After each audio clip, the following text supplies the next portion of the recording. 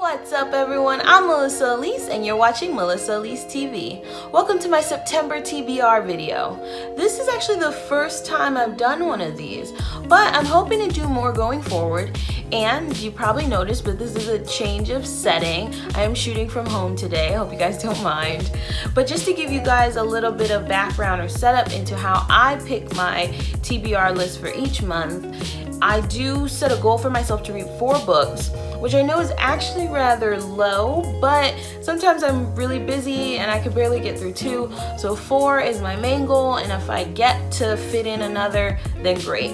And I pick 4 different subjects or genres, topics, because there's so many things that I love to read about that I can't just pick one, and so I want to cover all my bases. I'm currently working my way through the Ultimate AP English Literature List, which ranks books based on how long they've been on the AP list. And I don't actually go in order though, I'm just picking ones that grab my attention, but the end goal is to read the whole list, so whichever ones I skip now I will go back and read later. And then I'm also reading a bestseller, as well as, if you follow my Instagram, you guys know I love history, so I read a history book a month. And then finally I'm working my way through a series, and obviously once I finish the series then I'll move on to another one. Okay, so the classic novel that I'll be reading this month is Ernest Hemingway's The Sun Also Rises, which follows Jake Barnes and Lady Brett Ashley during the post-World War I generation and the transition from the wild nightlife of the 1920s, specifically in Paris, to the bullfighting rings of Spain. And one of the main themes of this book is disillusionment, and this might sound funny or weird, but I love stories about waking up to the real world, so I'm super excited about it, and I have already started it. And at first I wasn't sure that I liked Hemingway's style, but it's growing on me, and I'm already really invested in the characters.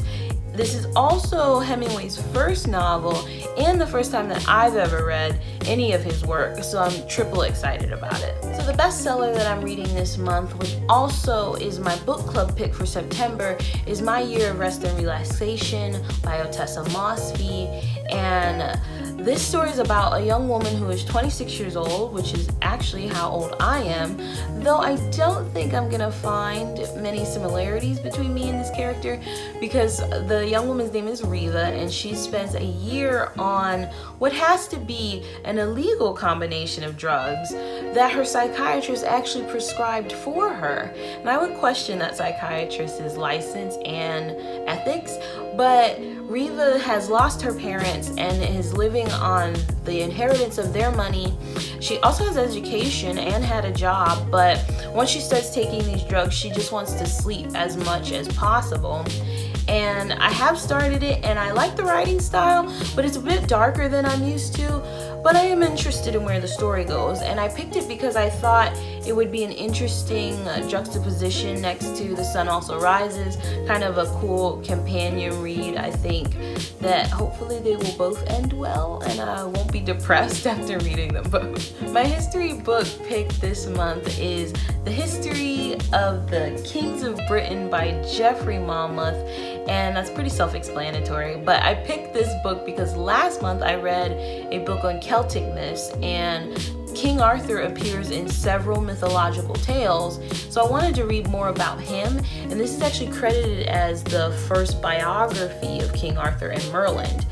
And the first half of this book goes through the first 10 centuries of British history, and then the second half focuses 2 centuries on primarily Arthur, the Round Table, and Arthur's demise. My final pick this month continues my read through the Vampire Diaries series, and this one is Moonsong, which is book 9 in the overall series, but book 2 in the Hunter series. And if you're not familiar with the books, you've probably heard of the TV show series starring Nina Dobrev and Ian Smolderholder and Paul Wesley, my personal favorite, Stefan Forever.